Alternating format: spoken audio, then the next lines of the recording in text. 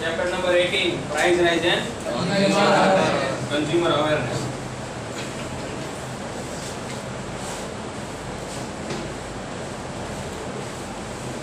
આની અંદર આપણે કેવી રીતે પ્રાઇસ રાઇઝ થાય, કેવી રીતે પ્રાઇસને કંટ્રોલ કરી શકાય એ બધા ટોપિક્સ આપણે જોયા હતા. અને કાલે આપણે કન્ઝ્યુમર અવેરનેસના પણ ટોપિક જોયા હતા. What are the reasons that the consumer are exploited in the market.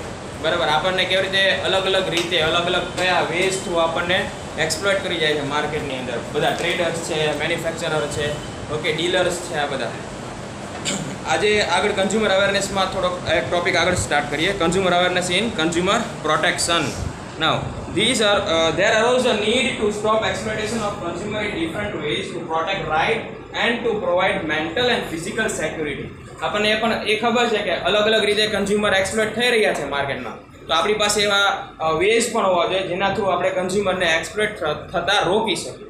Okay, so in India a description regarding consumer protection because of misbehavior towards consumer and their exploitation was made for the first time in Kautilya's Arthashastra, which describe misbehavior of trader towards consumer and his exploitation. સૌથી પહેલા ઇન્ડિયાની અંદર આનો ઉલ્લેખ ક્યાં જોવા મળે છે? આપણને કૌટિલ્યની બુક હતી ને જે અર્થશાસ્ત્ર, એની અંદર જોવા મળે છે. એની અંદર શું જોવા મળે છે કે ટ્રેડર જે છે એ એના કન્ઝ્યુમર સાથે મિસબિહેવિયર કરે છે, તો એને શું એના ડ્રોબેક્સ છે અથવા કેવી રીતે કન્ઝ્યુમરને એક્સપ્લોઇટ કરે છે, આ બધી વાત આપણને સૌથી પહેલા ઇન્ડિયાની અંદર કયા કિસ્સામાં જોવા મળે છે? તો કૌટિલ્યના અર્થશાસ્ત્રમાં. અંડરલાઈન કરી લેજો એ line.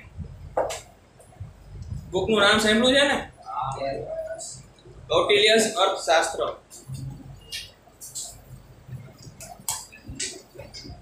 Now we find mention of punishment for under measurement of goods and adulteration or duplication. આ બુકની અંદર આપણે શું જોયું કે એની અંદર છે ને જ્યારે ટ્રેડર એડલ્ટ્રેશન કરે છે કે કોઈ ખરાબ વસ્તુ પકડાવી દે છે કન્ઝ્યુમરને, અથવા તો વેઇટ ઓછો આપી દે છે, 1 કિલોના બદલે 900 ગ્રામ કેવું કંઈક પકડાવી દે છે, તો ત્યારે એને શું કરવામાં આવે છે? પનિશમેન્ટ દેવામાં આવે છે. તો આપણે જે અર્થશાસ્ત્ર કૌટિલ્યમાં જોયેલું છે એ જ આપણે પછી નિયમ બનાવીને આપણા રેગ્યુલર લાઈફમાં પણ એપ્લાય કરાવી દીધા. Okay, now American president John Franklin Kennedy presented 4 rights of consumer on March 15 of 1962 in the Parliament of America. He expressed soreness on the thought that opinion of the consumer is not heard. બરાબર, એને દુઃખ વ્યક્ત કર્યું. સોરનેસ એટલે દુઃખ વ્યક્ત કરવું. Okay, American president John F કેનેડીએ 1962 માં માર્ચ 15th 1962 અંડરલાઈન કરી લેજો. સોરનેસ ઈ સોર નથી, આ સોરનેસ છે, દુઃખ વ્યક્ત કરવું એમ છે.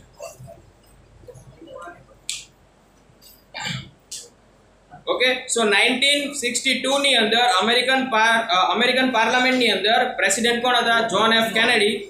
એને કન્ઝ્યુમર રાઇટ્સ, 4 કન્ઝ્યુમર રાઇટ્સ બહાર પાડ્યા હતા. ઓકે, ફર્સ્ટ ટાઈમ ઇન વર્લ્ડની અંદર ફર્સ્ટ ટાઈમ ક્યાંય અમેરિકાની અંદર કન્ઝ્યુમર રાઇટ્સ બહાર પાડ્યા હતા. એને છે ને દુઃખ વ્યક્ત કર્યું, એ વાક્ય ઉપર દુઃખ વ્યક્ત કર્યું કે કન્ઝ્યુમરનું કોઈ સાંભળતા જ નથી, કે opinion of the consumer is not heard. Now, international organization Consumer International published notification showing right of consumer on 15th March 1983. બધી લાઈન અંડરલાઈન કરી લેજો જેટલા પણ ડેટ્સ આવે છે ને બધી. So 15th March is observed as World Consumer Day. Which day is observed as World Consumer Day?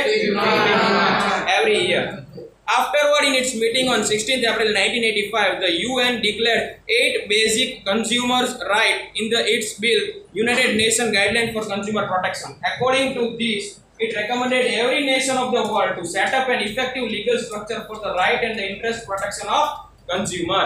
હવે આના પછી UN વાળા એવું ડિક્લેર કરી દીધું કે આખા વર્લ્ડની અંદર કે જેટલા પણ વર્લ્ડની અંદર કન્ટ્રીઝ છે બધાએ one way or other way consumer right protection માટે કંઈક લીગલ એક્શન લેવા પડશે.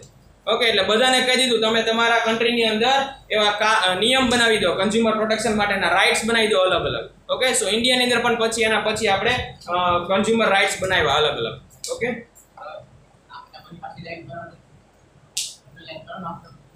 અંડરલાઈન તમારે છે ને આ 16th એપ્રિલ વાળી પણ લાઈન કરવાની અને 15th માર્ચ વાળી,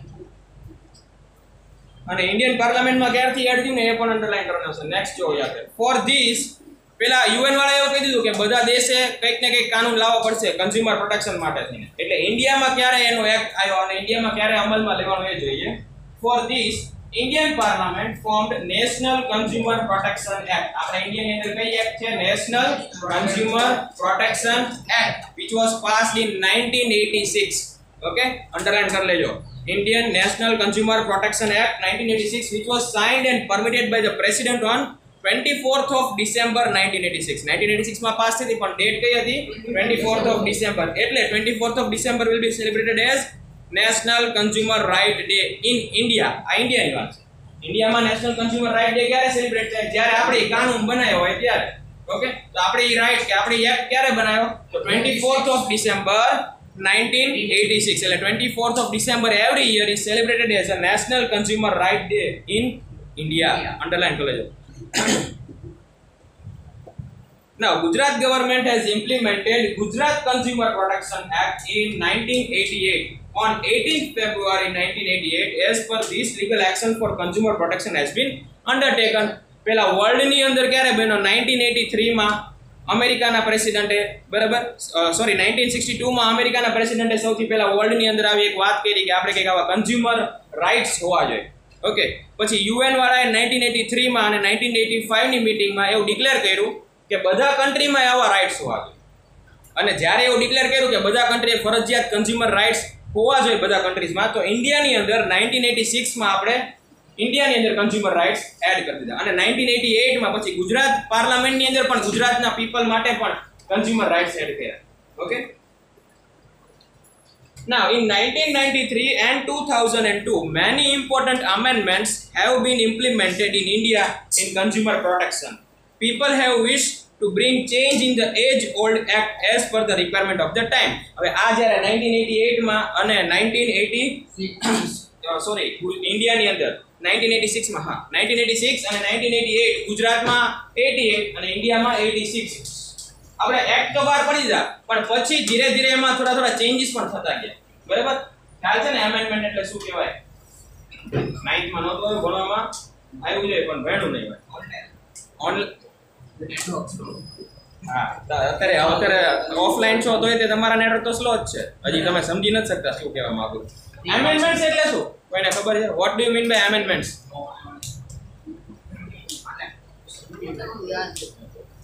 ઇમ્પ્લિમેન્ટ કરવું. હા, થઈ શકે, ઇમ્પ્લિમેન્ટ કરવું. ઓકે, અથવા કોઈ ચેન્જ કરો, અપડેટ કરવું, સમથિંગ અપડેટ કરવું. ઓકે, શેમાં કરીએ આપણે એમેન્ડમેન્ટ? રૂલ્સમાં. ઓકે, હવે રૂલ્સ બને કેવી રીતે? આખો ઢાંચો ખબર છે તમને? પાર્લામેન્ટ પહેલા ડિસ્કસ પછી આપણે આપણી ઇન્ડિયન પાર્લામેન્ટમાં કેટલા હાઉસીસ છે? હા, કેટલા હાઉસીસ છે? હા, લોઅર હાઉસ અને upper house. Lower house is known as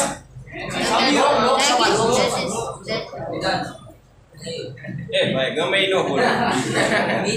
ખબર હોય તો બોલો.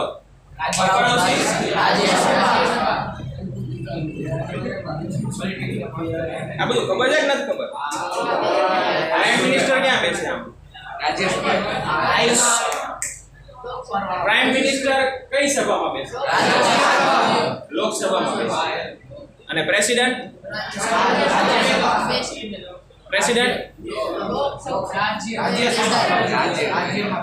પ્રેસિડેન્ટ એક્ચ્યુઅલમાં ક્યાંય નો બેસે, ખાલી રાજ્યસભાને હેન્ડલ કરે અથવા લોકસભાને હેન્ડલ કરે. વાઇસ પ્રેસિડેન્ટ હોય ને એના સ્પીકર હોય. રાજ્યસભા નહીં, લોકસભાના. રાજ્યસભાના પ્રેસિડેન્ટ સ્પીકર હોય એક્ચ્યુઅલમાં, અને વાઇસ પ્રેસિડેન્ટ એ લોકસભાના સ્પીકર હોય. અત્યારે આપણા સ્પીકરનું નામ શું છે?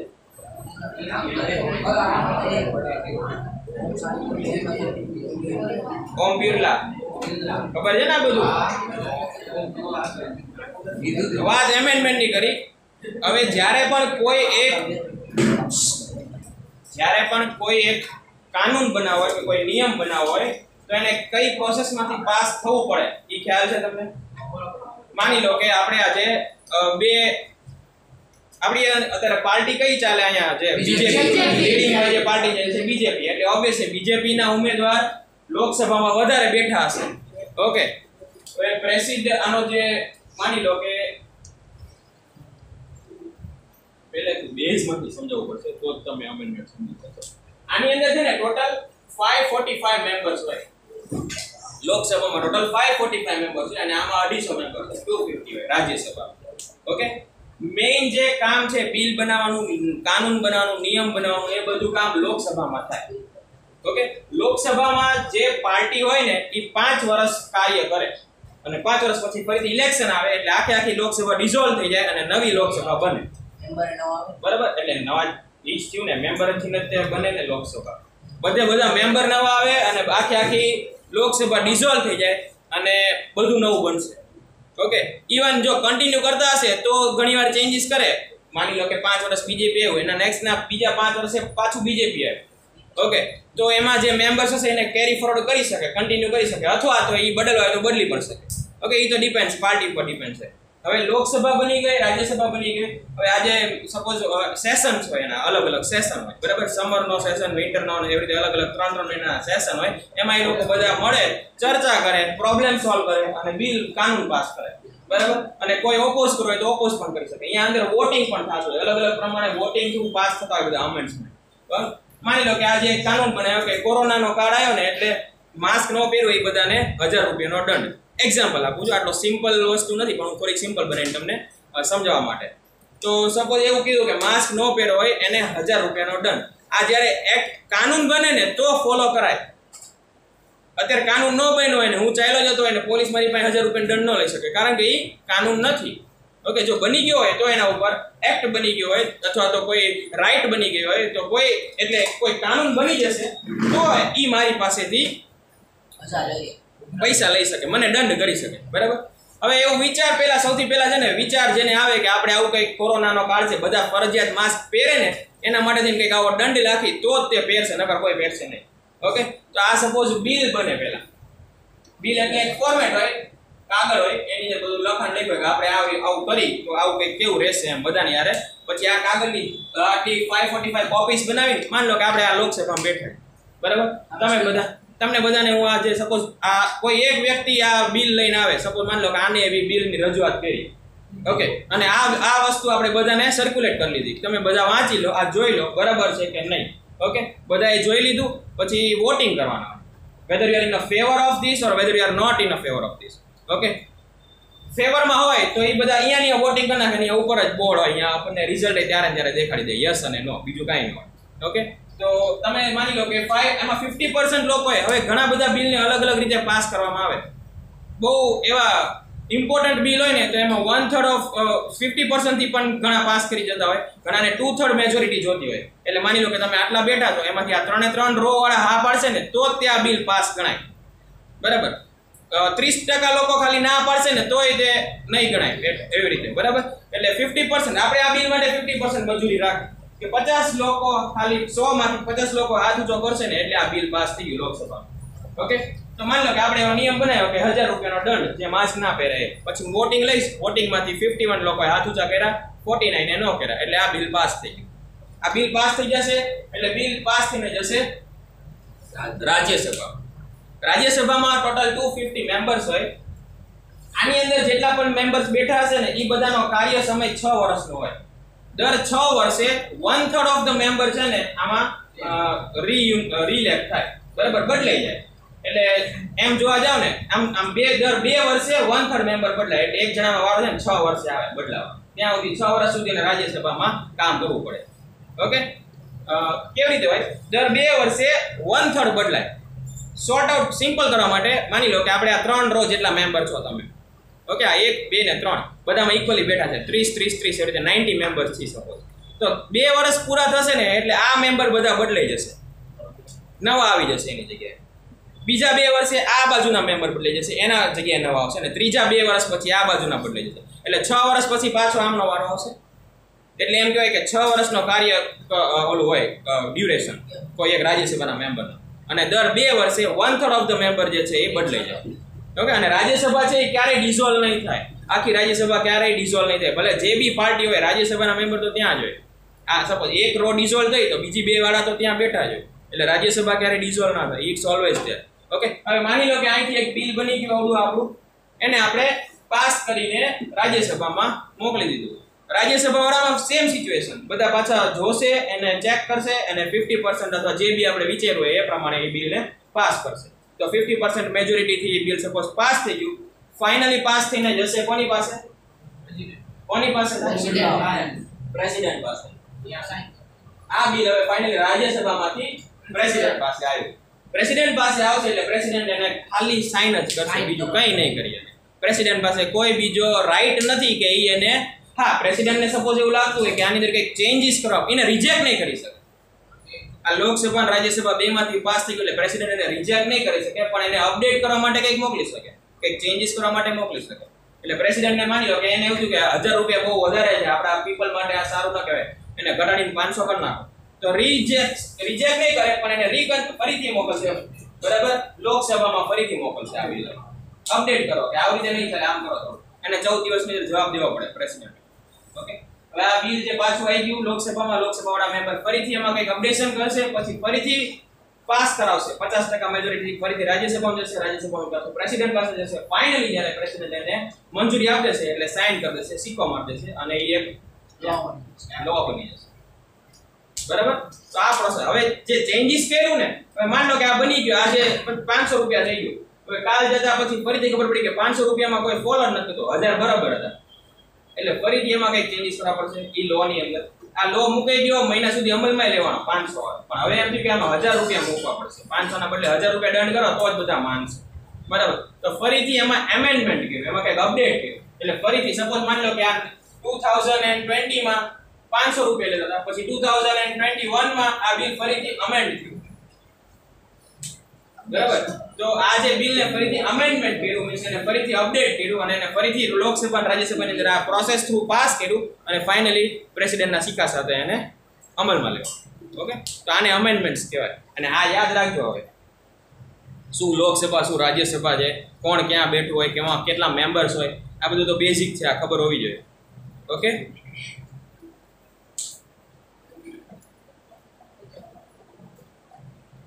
આવી જ રીતે સેમ ટુ સેમ આ તો આપણે પાર્લામેન્ટની વાત કરી, બરાબર? આ કન્ટ્રી લેવલે યુનિયનની વાત કરી, બરાબર? આવી રીતે સેમ ટુ સેમ બધા સ્ટેટની અંદર પણ હોય, એક લેજિસ્લેટિવ એસેમ્બલીઝ બધી. ઓકે,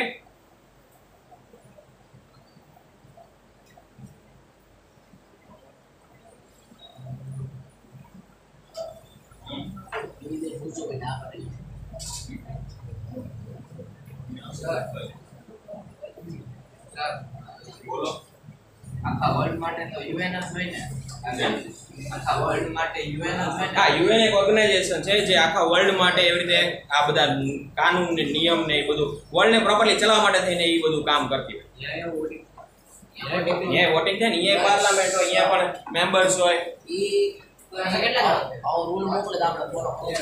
હા, એટલે એમણે એવું જો યુએન વાળાએ આપણને ઓલ ઓવર ધ વર્લ્ડમાં કીધું કે કન્ઝ્યુમર પ્રોટેક્શન માટે બધાએ ફરજિયાત એક નિયમ બનાવવો પડશે.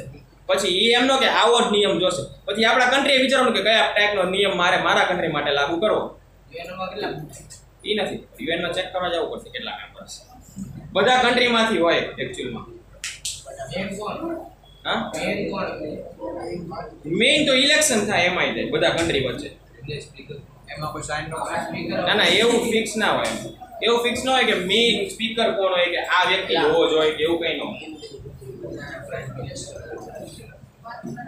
રિપ્રેઝેન્ટેટિવ છે એકચ્યુઅલી બધા કન્ટ્રીઝના ભેગા થાય, રિપ્રેઝેન્ટેટિવ્સ કહી શકાય. આ તે યુએન માં જોઈ આવજે કાલ ક્યાં પહોંચ્યા હતા આપણે હવે. ઓકે, 1993 અને 2000 એવી રીતે આપણે કન્ઝ્યુમર પ્રોટેક્શન રાઇટની અંદર 1993 અને 2002 માં ઘણા બધા અમેન્ડમેન્ટ્સ કર્યા, એટલે ચેન્જીસ કર્યા. જે ચેન્જીસ કરીને ફરીથી આપણે એને પાછા એક્ટ બનાવીને મૂકી દીધા. Okay, many provisions have been made under consumer protection legislation 1986. Now we shall gather information about important provision made the act. એટલે હવે આપણે જોશું કે એ જે 1986 માં જે રાઇટ બહાર પડ્યા હતા, કન્ઝ્યુમર રાઇટ્સ બહાર પડ્યા હતા, એમાં શું શું લખેલું હતું, બરાબર, અને એને કેવી રીતે અમલમાં લેવાનું એ બધા આપણે વાત કરીએ. Legislation concerning consumer rights. Consumer Protection Act is a milestone in the history of the social economic act of India and is helpful to the people. For the protection of the right of consumer and their interest, this is most progressive and acceptable law which provide following provisions. એમાં કયા કયા provisions હતા, એમાં શું શું લખેલું હતું એ આપણે જોઈએ. ફર્સ્ટ પ્રોવિઝન શું હતું? Related to the consumer service હતું. Under the above legislation, in term of a trader, commodity and service, a consumer may be defined as the follows. સૌથી પહેલા તો consumer ની ડેફિનેશન આપી કે consumer શેને કહેવાય, બરાબર. પછી એની પર કાનૂન બને ને. માની લો કે આપણે આપણા માટે કઈ કાનૂન બનાવ્યો કે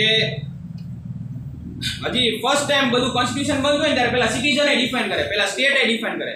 સ્ટેટ શેને કહેવાય, બરાબર. સ્ટેટ એટલે કે આની અંદર આની જે સત્તામાં બોર્ડર ની અંદર જે વ્યક્તિ આવતો હોય એ બધા ગુજરાતના સિટીઝન હોય ને એવી રીતે બધું આખું ડિફાઇન કરવું પડે. એક એક વર્ડને ઇલાબોરેટ કરીને અંદર લખવો પડે. પહેલા કે સિટીઝન, તો સિટીઝન એટલે કેવા સિટીઝન, તો કે those who are residing in India since last 5 year અને એજ આનાથી આટલા વચ્ચે હોવી જોઈએ, બરાબર. આ બધું એની અંદર લખેલું હોય. ઓકે, તો પેલા જે એક્ટ બન્યા એમાં પેલા કન્ઝ્યુમર ની ડેફિનેશન આપી કે કન્ઝ્યુમર શેને કહેવાય, પછી એના ઉપર કાનૂન બને ને. Okay, so who is known as the consumer? So in term of the commodity, a consumer is one who has legal protection for this any of the following person. આમાંથી નીચેનો કોઈ પણ વ્યક્તિ હશે ને એને કન્ઝ્યુમર કહી શકાય. કયા પ્રકારનો? If a person has made payment or has promised to make the payment or has agreed for any offered mode of payment in lieu of the purchase of any commodity or service is called a consumer. કોઈ એવો વ્યક્તિ જેને કંઈક payment કરેલું છે અથવા એને કીધું છે કે હું ફ્યુચરમાં પેમેન્ટ કરીશ, અથવા એને કંઈક કોમોડિટી ને સર્વિસના બદલામાં કોઈ બીજી કોમોડિટી ને સર્વિસ લીધી છે, તો એ બધા વ્યક્તિને શું કહેવાશે? કન્ઝ્યુમર, બરાબર. ખરીદદાર કોને કહો? જે પૈસા દઈને કંઈક ખરીદશે, બરાબર. ગ્રાહક છે ને કહેવાય જે પૈસા દઈને. પેલા ગ્રાહકની ડેફિનેશન આપી આને. ગ્રાહક માટે તમે કંઈક નિયમ બનાવતા હોય તો એના માટે પેલા કેવું તો પડે કે ગ્રાહક કોને કહેવાય. નકર કોઈ બી સપોઝ હું વેચતો છું તો હું એમ કીધું હું તો ગ્રાહક છું, મારે આ નિયમ લાગુ પડશે, એમ ન ચાલે. ગ્રાહકની પેલા ડેફિનેશન જે આપી છે બુક કોન્સ્ટિટ્યુશનમાં એ જુઓ, એના પ્રમાણે તમે ગ્રાહક કહેવાઓ. ઓકે, સો પેલી રીત છે, અંડરલાઈન કરી લેજો જોડે જોડે. If a person has made a payment or has promised to make the payment or has agreed for any offered mode of payment in lieu of purchase of any commodity or service. In lieu એટલે એના બદલામાં, પેમેન્ટના બદલામાં કઈ commodity ખરીદે છે અથવા કોઈ service ખરીદે છે તો એને શું કહી શકાય આપણે? તો એને આપણે ગ્રાહક કહી શકાય. That is known as the consumer. Okay, બીજી ડેફિનેશન જોઈએ. The person who pays the value of a product either in the form of installment. Okay, કોઈ વ્યક્તિ જે છે હપ્તે કંઈ ખરીદે છે અથવા એનું પેમેન્ટ જે છે ઇન્સ્ટોલમેન્ટમાં કરે છે, or hire purchase system or hire a service either receive or service is called a consumer. Hire એટલે નહીં, હાયર કરવું એમ ને, એટલે શું કરું? રેન્ટ ઉપર, કેવી રીતે ભાડે કે રેન્ટ ઉપર એવી રીતે લેવું, બરાબર. જો કોઈ વ્યક્તિ કઈ વસ્તુ ખરીદે છે અને એને ઇન્સ્ટોલમેન્ટમાં પેમેન્ટ કરે છે તો પણ એ વ્યક્તિ કેવો કહેવાશે? ગ્રાહક કહેવાશે. ઓકે, એટલે એવું જરૂરી નથી કે એક સાથે બધું પેમેન્ટ કરી દેશે. ઇન્સ્ટોલમેન્ટમાં પેમેન્ટ કરે તો પણ એ ગ્રાહક કહેવાશે. ઓર હાયર પરચેસ સિસ્ટમ ઓર હાયર સર્વિસ, કોઈની પાસેથી કોઈ સર્વિસ આપણે હાયર કરી, બરાબર, ભાડે લો છો સર્વિસ, એની પાસેથી આપણે એને સપોઝ માની લો કે ટેક્સી બોલાવી છે. ઓકે, તો તમે ટેક્સી બોલાવો તો તમે ટેક્સીના ગ્રાહક કહેવાય. તમે ટેક્સી ભાડે કરીને લઈ જાઓ, ઓકે, તો તમે ટેક્સીના શું થઈ ગયા? કસ્ટમર, કન્ઝ્યુમર થઈ ગયા, ગ્રાહક. તો તમે ત્યારે ગ્રાહક કહેવાઓ. Or hire a service either receive a service is called a consumer. Now but if any person, હવે કન્ઝ્યુમર કોણ નથી એની પણ વાત કરેલી છે. But if any person sell a purchase product for business or commercial purpose or provide free of cost service or services under personal service agreement, they are not covered under the legislation and are not protected. એવા વ્યક્તિ કે જે માની લો કે હું કંઈક ખરીદું છું હોલસેલમાં અને પછી એને વેચું છું તો હું ગ્રાહક નો કહેવાય. ગ્રાહકની ડેફિનેશનમાં આપણે એવું આપ્યું કે જે વસ્તુ આપણે ખરીદતા હોય ને, કોઈ વસ્તુ જે હું પૈસા આપીને જ ખરીદીશ ને હોલસેલમાં બધો માલ, તોય હું ગ્રાહક નહીં કહેવાય. શું કામ? કારણ કે હું એ બિઝનેસ માટે કરું છું, હું આગળ વેચવાનો છું પછી, બરાબર. તો આ નિયમ એના માટે લાગુ ના પડે કે જે ઇન્ટરમીડિયેટ પર્સન છે. સમજાય છે શું કહેવા માંગે છે આખું? એટલે આમાં ગ્રાહકની ડેફિનેશન એ આપી અને ગ્રાહક કોને નો કહેવાય એ પણ ડેફિનેશન આપી. કારણ કે બધું ડિટેલમાં હોવું જોઈએ. જ્યારે નિયમ બને ને ત્યારે આવી કોન્સ્ટિટ્યુશનની અંદર જે પણ લખાણ લખે ને એ બધું ડિટેલમાં હોવું જોઈએ. ઓકે, બધા એસ્પેક્ટ્સ, બધા પોસિબિલિટીઝ ચેક કરીને પછી એની અંદર આખું નિયમ બનાવતા હોય. એટલે ધ કન્ઝ્યુમર કોને કહેવાય? Consumer is a person who buys commodity or service. એની સામે શું આપશે? બરાબર. કોઈ એક સામે કોઈ કંપનીને કે કઈ બી વસ્તુ, કોઈ ટ્રેડરને કોઈ કંપનીને, બરાબર, આને કન્ઝ્યુમર કહેવાય. હવે માની લો કે હું આની પાસેથી પૈસા દઈને બહુ બધી આઈટમ ખરીદી લઉં એટલે હું કન્ઝ્યુમર થઈ ગયો, પણ જો હું એ આઈટમ આગળ વેચીશ બીજાને, બરાબર, તો હું કન્ઝ્યુમર ના કહેવાઉં. એટલે એમ પણ ડેફિનેશન આપી છે કે તમે પહેલા તો કન્ઝ્યુમર શેને કહેવાય એ ડિફાઇન કર્યું, અને પછી કન્ઝ્યુમર શેને નો કહેવાય એ પણ ડિફાઇન. તો આ શું થઈ ગયો? આવડા પાછો ટ્રેડર થઈ ગયો. કોકની પાસેથી લઈને પછી આગળ વેચતો હોય બિઝનેસ પર્પસ માટે, તો એ શું થઈ જશે? ટ્રેડર થઈ જશે. તો એ કન્ઝ્યુમર ન ગણાય. એટલે આ જે નિયમ જે આપણે બનાવી છે, જે અત્યારે કન્ઝ્યુમર રાઇટ એક્ટ બનાવી છે, એ બધા આ વ્યક્તિને ત્યારે લાગુ નહીં પડે. એ કન્ઝ્યુમર હોય તો જ લાગુ પડે. ઓકે, જોઈએ next. Thus, objective of this law is to see that consumer get the product or service of high quality along with its protection of interest of the customer are also seen. હવે consumer act બહાર પાડવાની પાછળનો main કારણ શું હતો કે કન્ઝ્યુમરને જે પૈસા આપે છે ને એના સામે એને હાઈ ક્વોલિટીની પ્રોડક્ટ્સ મળે, બરાબર, અને એના જે રાઇટ્સ છે એ સચવે. Now, according to the provision, if the type, quality of the good or service as well as the agreement are not as per the prevailing law or provided service are defective or deficient or commodity is standard quality, then the consumer may complain under the consumer protection law. હવે consumer protection લો બહાર પાડી દીધો આપણે. હવે જો કોઈ consumer અગર કોઈ વસ્તુ ખરીદે છે કે કોઈ સર્વિસ ખરીદે છે, તો એને જે પહેલા કીધેલું હતું એ પ્રમાણની સર્વિસ કે વસ્તુ નથી મળતી, અથવા ડિફેક્ટિવ પીસ મળે છે, અથવા કંઈક ઓછા વજનવાળી મળે છે, આ બધી વસ્તુને એની સામે ઓપોઝ કરીને કન્ઝ્યુમર પ્રોટેક્શન લો થ્રુ એની સામે કોર્ટમાં જઈશું.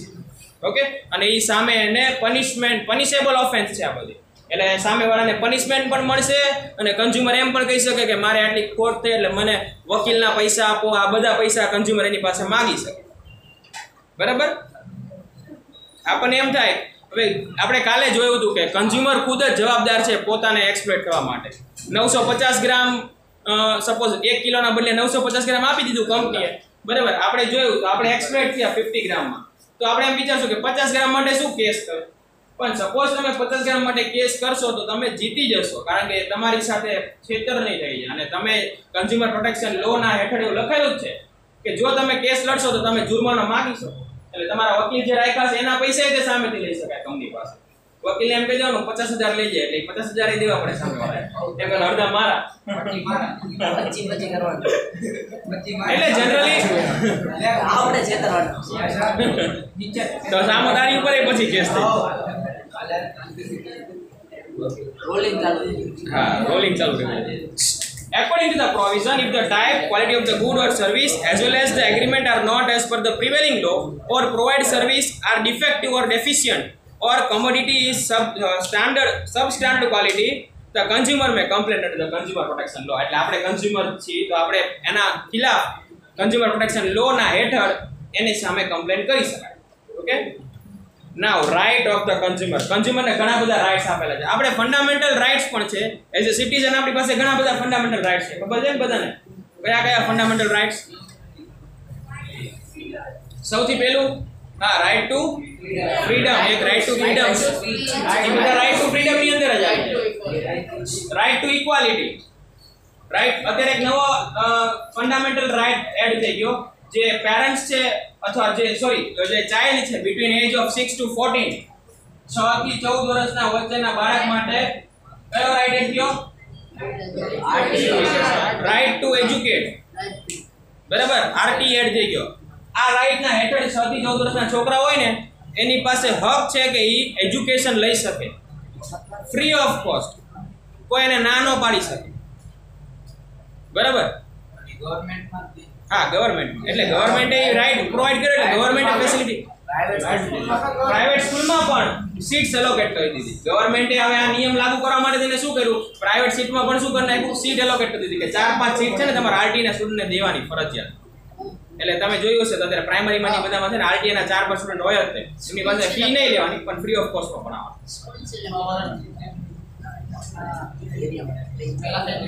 6 થી 14 વર્ષના.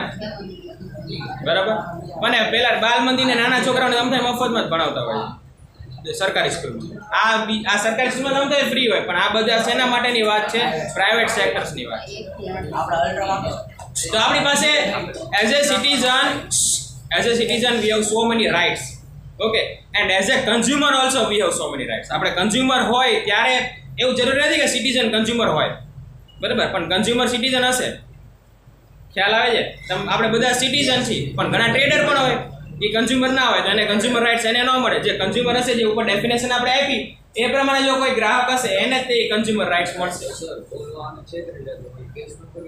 કોણ? ટ્રેડર. ટ્રેડર આપણી પર કેસ, આપણને જે વ્યક્તિ છેતરે છે એ થોડો આપણી પર કેસ કરવાનો મેં આને છેતરાય.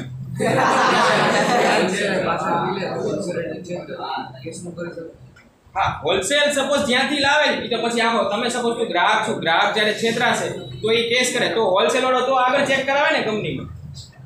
ખ્યાલ આવ્યો? હું એટ ધ એન્ડ કંપની ઉપર કેસ જશે, હોલસેલર વચ્ચે, હોલસેલર ઉપર ન જાય કેસ. શું કરે કંપની એક આયા વચ્ચે માલ કાઢી પણ એ તો સીલ પેક એટલે જ તે છે ને ISI માર્કા વાળું હોય. આ બધા શું કામ આવે છે કે તમે સીલ પેક વસ્તુ લો, એ બધું નથી આવતું કે વચ્ચેથી કઈ છેડખાની ન થાય એની સાથે, એટલે સીલ પેક લો એટલે કંપનીમાંથી જે રીતે નીકળી જાય એ રીતે તમારી પાસે પહોંચવી જોઈએ, બરાબર. તમે ક્યારેય સપોઝ નાનું સિમ્પલ વેફરનું પેકેટ લેવા જાઓ તો હવા નીકળી ગઈ હશે તો તમે લેશો નહીં લઈ, કારણ કે આપણને ખબર છે કે એમાં હવા નીકળી ગઈ એટલે બગડી ગયું હશે કાં તો હવાઈ ગઈ હશે વેફર. ઓકે, તો ત્યારે પછી તમે હવા નીકળી ગયેલી વેફર તમે ખુદ લઈ જાઓ છો, ઘરે જાઓ છો ને ખાવ છો ને પછી એમ કહો આમાં હવાઈ ગયેલી વેફર નીકળી, મારા પૈસા મેં આપ્યા એ પ્રમાણે મને મળ્યું નહીં, તો એના ખિલાફ કેસ ન કરી શકાય. તમે ચેક કરીને જ લીધું. તમે એવી રીતે પેક ટુ પેક વસ્તુ લીધી હોય તમારા પાસે, તમે ખોલો છો ને ત્યારે તમારી સાથે કંઈક છેતરપિંડી થઈ હોય તો તમે એના ખિલાફ કેસ કરી શકો. ખ્યાલ આવે છે? બરાબર. આવી નાની નાની ઘણી બધી બાબતમાં નાની આ કન્ઝ્યુમર રાઇટનો ઘણા બધા ગેરફાયદો પણ લે છે, બરાબર. ખાલી એક 5 રૂપિયાની ચિપ્સના પેકેટની પાછળ હવાઈ ગયેલી વેફર નીકળી હોય ને તો પણ લોકો કન્ઝ્યુમર રાઇટમાં જાય. આવું અમેરિકામાં ને વધારે થાય, બરાબર. ઇન્ડિયામાં ઓછું જોવા મળે છે. ત્યાં તો તમે જોયું છે નાની નાની વસ્તુ માટે કેસ કરી દે કંપની ખિલાફ અને પાછા જુર્માના મોટા લઈ લે. હા, એવું થયું ને, એમાં લખ્યું હતું ઇટ ગિવ્સ યુ વિંગ્સ, તો કે ઓલો કે મેં પીધું તો મને તો પાંખ આવી નહીં, કે ટેગ બદલાવવો પડે, કંપની વાળાએ ટેગ બદલાવવા પડે, બરાબર. પૈસા માંગી લે. આ બધા તો હું છું એટલે જુર્માનાનો પે કરી દીધો ને પછી હવે એને એવી રીતે આખું એનું ડ્રાફ્ટિંગ કરી નાખ્યું. It gives you wing doesn't mean that it really gives you wing in physical way, બરાબર. એટલે એ બધું પાછું પોતાનું ડ્રાફ્ટિંગ કરી નાખે. પછી એને ખબર પડી ગઈ કંપની વાળા કે આવું કંઈક થઈ છે, એટલે એ શું એના ઓપોઝમાં એ બદલે નહીં પણ એનું ડ્રાફ્ટિંગ કરી નાખે આખું કે હવે આવા કેસ મારી પર ન થાય. આપણે જોઈએ right of consumers. Consumer commit mistake in selection of the right commodity due to lack of information regarding different types of commodities. Generally આપણે મિસ્ટેક ક્યારે કરી? જ્યારે આપણને કંઈક 2-3 વસ્તુ હોય આપણી પાસે ખરીદવા માટે, ઓપ્શન હોય, 2-3 મોબાઈલ છે તમારી પાસે સપોઝ ઓપ્શનમાં ખરીદવા માટે, તો તમે મિસ્ટેક ક્યારે કરશો? જ્યારે તમને એના વિશે પૂરી ઇન્ફોર્મેશન નહીં હોય ત્યારે. ઓકે, સિલેક્ટ કરવામાં મિસ્ટેક ક્યારે કરશું? જ્યારે પ્યોર ઇન્ફોર્મેશન નહીં હોય ત્યારે. પ્યોર આપણને ખબર છે કે આ મોબાઈલ સૌથી સારો જ છે, આ ભાવમાં બરાબર, તો આપણે લઈ લેશું. Regarding different types of commodity available in the market and could not receive proper incentive on money spent by him. Now, his money is wasted.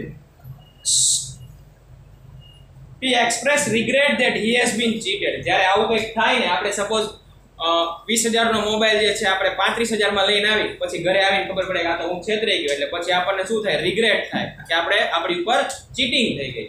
Okay, અને મની જે છે એ વેસ્ટ ગયા. He invite many type of diseases by purchasing edible objects of low quality, duplicate or adulterate of low quality which harms the health. ઘણીવાર આપણે ખુદ જ તે એવી બધી બહુ લો ક્વોલિટીની વસ્તુ, એડિબલ મીન્સ ખાવા લાયક, બરાબર, ખાવા લાયક વસ્તુ એવી ઘણી બધી એડિબલ વસ્તુ લઈ લે છે જે આપણી હેલ્થને હાર્મ કરે છે. ઓકે, એક્ઝામ્પલ તરીકે તમે કો મોબાઈલ તમે એની પર આપણે કેસ કરી ના, કેસ નો કરી શકે. તને ઇન્ફોર્મેશન નહોતી એટલે તું લઈ ગયો. તને તો તારે પેલા ઇન્ફોર્મેશન લેવી જોઈએ, બરાબર. જો આ આપ્યું રાઈટ ટુ ગેટ ઇન્ફોર્મેશન, એક પેલા રાઈટ છે આપણી પેલા મારે ઇન્ફોર્મેશન લેવી જોઈએ, પછી આપણે ડિસિઝન લેવું જોઈએ ને. આપણે ખબર કઈ આપણે તો માર્કેટ સર્વે કરીને, માર્કેટનો સર્વે, ઈ તો કહું છું ઇન્ફોર્મેશન લેવાની, ખબર કેવી રીતે પડે ઈ જ લેવાની છે.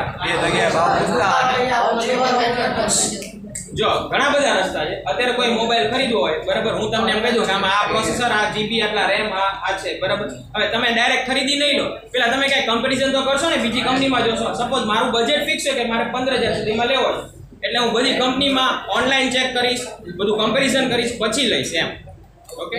અને તમે ક્યાંક દુકાનદાર પાસે જાઓ છો, એ તમને એક જ મોબાઈલ બતાવે 15,000 લઈ જાઓ, આપણે લઈ લેશું. આપણે એમ કહેશું કે I have right to information, એટલે મને બીજા ઓપ્શન બતાવો અને મને સમજાવવામાં શું છે, અને એને કેવું પડે તમને શું છે. તમે એમને એમ ક્યારેય નહીં ખરીદો બરાબર. કોઈ બી વસ્તુ હોય નાનકડી, સપોઝ લેપટોપ લેવા જાવ છો તો પણ એને તમારે કેવું પડશે કે મને સમજાવવામાં શું છે. ગાડી લેવા જઈએ તો આપણે કહીને કે આમાં સમજાવો, એવરેજ કેટલી આવે, આ શું છે તે છે, બધું પૂછશો ને તમે. ઇન્ફોર્મેશન ખોટી મળે અને તમે ખરીદી લો પછી કેસ કરી શકો. સપોઝ ઇન્ફોર્મેશન જ તમને ખોટી આપી એટલે જ કે છે ને તમારો રાઈટ. પહેલા તો સૌથી પહેલા હક આપ્યા. હક જ્યારે બ્રેક થાય ને તો એના ખિલાફ તમે જઈ શકો. પણ કયા કયા ટાઈપના હક છે તે આપણે એક વાત કરી. ઇન્ફોર્મેશન વાળો એક હક છે, I have right to get the information. If my right is broken, then I can go against that company. તમે મોબાઈલ આપણે ઇન્ફોર્મેશન ખોટી હતી આપણે ભાવની ઇન્ફોર્મેશન કોઈ દી ખોટી હોય એનામાં કેસ ન કરો. અંદર કોન્ફિગરેશનમાં ઇન્ફોર્મેશન ખોટી હોય તો કરી શકો. તને મેં એમ કીધું કે આમાં 8 GB RAM છે, તું ઘરે લઈ જા 15,000 નો ફોન, બધું ઘરે જાય જો આમાં 4 GB છે તો તું કેસ કરી શકે. કાં તો બોક્સ ઉપર લખ્યું જોઈએ કોન્ફિગરેશન, બોક્સ ઉપર 8 GB લખ્યું અને અંદર નીકળે 4 GB તો કેસ કરી શકે. રાઇટ ટુ ઇન્ફોર્મેશન એક્ટ ની નીચે ઘણા બધી વસ્તુ આવે કે જેટલા સપોઝ નાનકડું એવું તમે ચિપ્સ નું પેકેટ લેશો ને એની પાછળ કન્ટેન્ટ ને બધું લખ્યું હશે. આમાં આટલો કન્ટેન્ટ આવે, આટલા ગ્રામ આવે, એ તમારી રાઇટ ટુ ઇન્ફોર્મેશન છે ને એટલે તમને પ્રોવાઈડ કરવામાં આવે છે.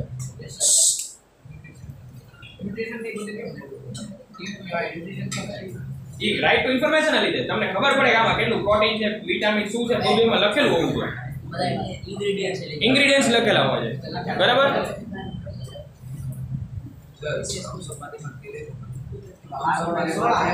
લખેલું જોઈએ, જોજે લખ્યું છે કાર્બોનેટ વોટર ને પ્લસ કન્ટેન્ટ. હવે તમારે ક્વેશ્ચન પૂછો હોય ને તો હાથ ઊંચો કરીને પૂછજો, વચ્ચે વચ્ચે બોલો છો ને કઈ ખબર નથી પડતી. ત્રણ ભેગા મળીને પૂછપૂછ કરો. સાઇટ ઉપર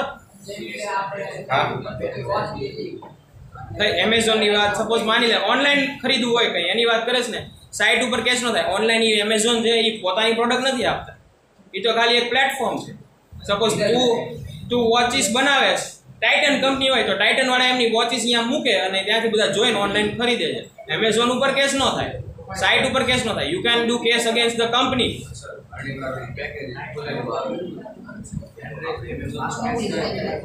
એમેઝોન વાળા છે ને ખાલી અહીંથી લેતી દેતી કરે, એ વચ્ચે ખાલી એક ઇન્ટરમીડિયેટ છે, ટ્રાન્સપોર્ટ કરે. આમ હા, પેકેજિંગમાં મટીરીયલ સપોઝ પેકેજિંગ ટ્રાન્સપોર્ટમાં કંઈક ભાંગી તૂટી ગયું હોય તો એ કેમ રિટર્ન તો લઈ જ લે છે ને, રિટર્ન લઈ જ લે છે.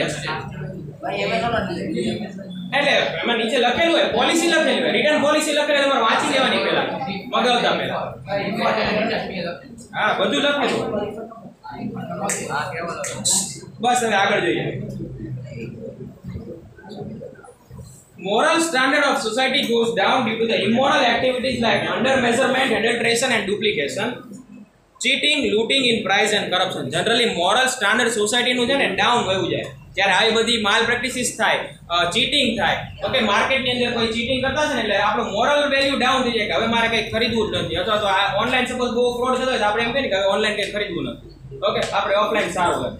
Okay, now laws have been framed so that producer and the trader maintain uniformity and transparency in price, quantity, quality of the product. એટલે હવે એવા નિયમ બનાવી નાખ્યા, કાનૂન બનાવી નાખ્યા કે ટ્રેડર અને કન્ઝ્યુમર વચ્ચે આ બધી વસ્તુ સ્પષ્ટ રહેવી જોઈએ, ટ્રાન્સપરન્સી રહેવી જોઈએ આ બધામાં, કે અંદર કેટલું વેઇટ હશે, આના ભાવ કેટલા છે, આમાં ઇન્ગ્રેડિયન્ટ શું હશે, એ બધી વસ્તુ જે છે બે વચ્ચે ટ્રાન્સપરન્સી રહેવી જોઈએ. આ નિયમ બની ગયો બરાબર. Because of the provision, consumer become aware and is educated about various tricks adopted for exploiting them and how to fight against malpractices.